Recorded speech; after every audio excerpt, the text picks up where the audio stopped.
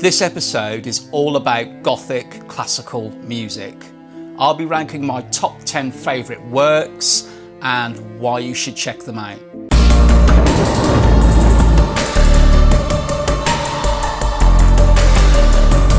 Welcome to By Candlelight, beaming goth, darkwave and post-punk straight into your brain. Served with a medley of Baroque, Romantic and Renaissance, with a medieval and classical sweet and sour sauce on the side. I didn't just pluck this episode out of thin air. I actually got a message from Kaya and it just struck a chord. That's far too many musical puns in one sentence. Their message said, "You mentioned once that you like classical. I would love a list of dark classical albums, musicians or songs for beginners. Thank you, Kaya." So here we are.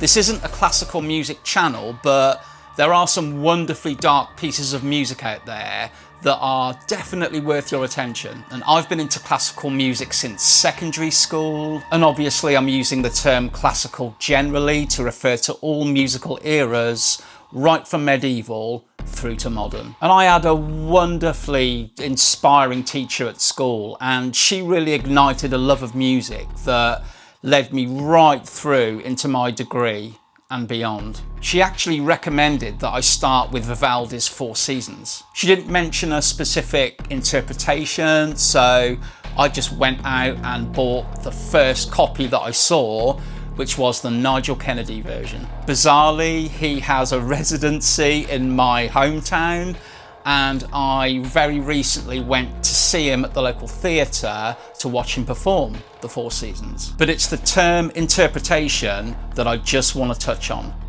Unless we're talking about more modern composers, there wasn't the option of recorded media way back when. So classical music is all about interpretation from the notated form. Unless you're a classical music aficionado, it's normally the first version that you hear and get to know that becomes your favourite. When you subsequently hear other versions, you might notice that some of the movements might be faster in tempo, or some might have more staccato. They might sound completely wrong to you, even if this new version is considered to be the definitive version. So when I rank my top 10 and I display the cover up there, that's the interpretation that I love. Before we get to the ranking, I did have to use a little bit of filtering.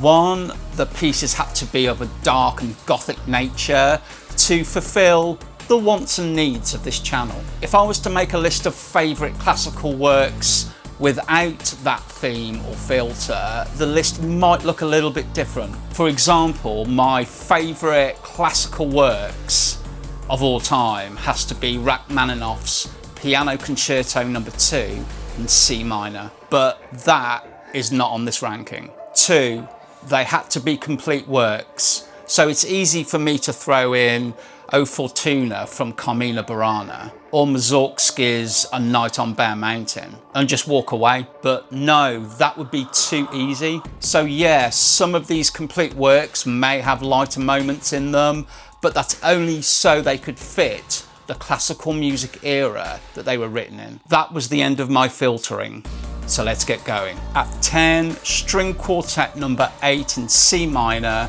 by Shostakovich. Written in just 3 days from July the 12th to the 14th, 1960, this piece is dedicated to the victims of World War II, and you can really hear that in the music. The first movement is steeped in utter despair, whilst the second is practically Bernard Herrmann in style. Even on the more reflective final movement, we get these uncomfortable phrases.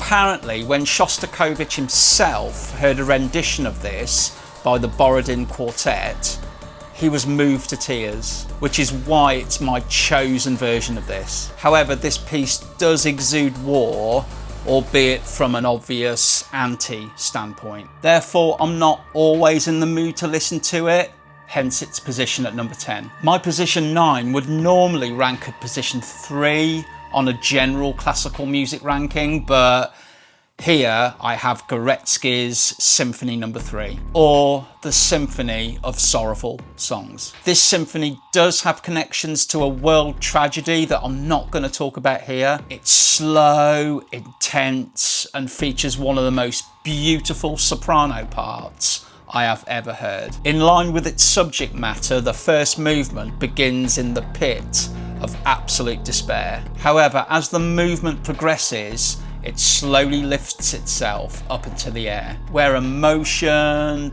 power, and defiance merge into this overwhelmingly beautiful piece of music. It's so gradual that you barely notice it. It feels wrong to isolate favourites here because each piece or movement is absolutely essential to the whole, and it must be heard as one complete piece. But if I had to choose, it would be the second movement. Again, I have to say that the beauty here brings both power and defiance. This is not music to put on whilst you're eating your spaghetti or washing the dishes. It demands your full and uninterrupted attention. If I actually spot copies of this in charity shops, I get offended. I have to tell myself that the owner got rid of the original because they wanted to stream it instead. But if that wasn't the case, and you're watching right now, I have a particular set of skills that I have acquired over a very long career. I will look for you, I will find you, and I won't kill you. I'll probably just go. At 8, Apparition by Henry Purcell and George Crumb. This is a strange piece as it combines the 17th and the 20th century with these two composers. We get Christine Schaeffer's crisp and slightly manic soprano in places, but interspersed throughout you get these interludes of a creepy sounding boy whispering Shakespeare. Do watch the volume at 17 seconds in to the first piece. It starts off with whispering, but trust me, don't turn it up. A natural cure for constipation. The George Crumb sections are based on the Walt Whitman poem When Lilacs Last in the Dooryard Bloomed. That poem was actually written as an elegy for Abraham Lincoln shortly after he was assassinated. This is a piece that pulls you out of those soprano parts with creepy whispering and experimental atmospherics, and it's just brilliant. At 7, Dido and Aeneas by Henry Purcell. This is just full-on opera. Hope this isn't a plot spoiler, but it's based on a queen that falls for a Trojan hero. Witches want to separate said lovers, so send a sorcerer to order Trojan hero to leave. Queen is heartbroken, but Trojan hero is adamant that he must leave. Queen dies. It's more complicated than that, but that's the basic idea. It's absolutely magnificent, and I would say that it's a good first step into opera. You get the evil plotting at the beginning of Act 2, but it's not until you get to Act 3, Scene 2 that things turn truly tragic. The heartbreaking and spine-tingling When I Am Laid in Earth is truly haunting. As I said, an opera to start with, especially for us lot. At 6, Preisner's Requiem for My Friend. Preisner is normally a composer of film scores. He soundtracked the Three Colours trilogy and 1993's The Secret Garden. Requiem for My Friend was written in 1998 in honour of the Three Colours trilogy director Kieślowski. It's a powerful, moving and sometimes pained piece punctuated by these beautiful voices. It does build to intensity before easing back down to the final two pieces, Days of Tears and Prayer. Before we get there though, there is this piece and it's called Love, and you need to play this right now. Pause the video and go and listen to it and then come back and tell me what you thought. I wouldn't say that this piece sticks out as such, but it doesn't really match the rest of the pieces of music around it. so it kind of sticks out, but it's just beautiful. At 5, Rachmaninoff's Isle of the Dead. Based on the painting of the same name by Arnold Böcklin, it combines majestic wonder with cinematic ghastliness. Its shape-shifting passages of beauty are scuppered by these switches to discordancy, or from the major to the minor. It still features the trademark phrases of romanticism that is quintessentially Rachmaninoff, but in the blink of an eye it will shift once more into uncomfortable waters. And you can't get more uncomfortable than the waters that surround the Isle of the Dead.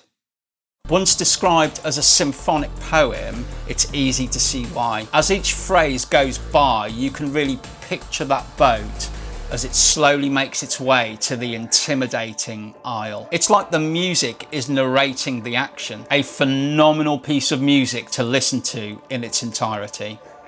At 4, I have Arvo Pärt's Miserere. Miserere is based on 2 traditional hymns, and it begins with these pleas for mercy. Miserere is Latin for have mercy, but ultimately everything leads to the day of wrath, signalled by these drum rolls. These percussive only passages are hugely foreboding and signal that something catastrophic is about to happen. And you can't get more catastrophic than the end of the world. It's a hugely intense piece, but just listen to the beauty of that middle movement. Pärt manages to represent the end of the world perfectly. Not that I have any practical experience of the end of the world to draw on. All of Pärt's work is engaging, but this one is my favourite. At 3, Brian's The Gothic Symphony. It's one of the longest symphonies ever composed, coming in at around 110 minutes. Brian actually dedicated this to Richard Strauss, who called it magnificent. It's huge right from the start, and the first few bars could be soundtracking the attack of Helm's Deep from Lord of the Rings. Although it's largely intense, there are these passages of respite which makes the whole thing feel more cinematic. We also get these enormous choral parts. Again, to reference Lord of the Rings, these choral parts are like those that soundtrack the Nazgul when they're on horseback. There's nothing else quite like it in terms of its length, the fact that it isn't a film soundtrack, and just its intensity. I would love to see a live rendition of this, but you would need a massive auditorium to cater for the full orchestra and choir. An amazing feat of modern composing. At 2, Stravinsky's Rite of Spring. This had to be in here somewhere. This ballet, full of pagan themes and sacrifice, is essential, and it nearly made my top spot. Considering that this was written in around 1913, its experimentations with tonality and dissonance just way ahead of its time. Like the Gothic Symphony, this also feels like a film soundtrack in parts. Of course, ballet, as well as opera, is tied down to a narrative. So if the narrative is dark, which it definitely is here, it's going to sustain that feel and mood. This is genuinely terrifying in parts. And because classical music has such a wide dynamic range, you could be turning it up in those quieter parts, only for it to blast your heart across the room in those louder parts. Death by crescendo. I would love to see a performance of this, but just listening to it is terrifying. So we've reached that top spot. My number 1 Gothic tinged classical works is another ballet, and it is Philip Feeney's Dracula. Yeah, baby. Written for the Northern Ballet in 1996, this is extremely modern. Feeney would have had era after era of horror imagery, music and art to draw from, as well as the book Dracula. This is at my top spot because it features these passages, these gorgeous passages of light and shade. There is as much quiet mystery as bombast here, but even the bombast feels elegant, and it doesn't frighten you with these staccatos like the previous two works that I talked about. It does have these spine-tingling moments, such as the bending choral on Charing Cross Station. I used to commute into Charing Cross Station, so I know exactly how they feel. The Winter Gardens of the Grand Hotel Whitby is suitably grand and majestic. It just works so well as a classical piece in its own right,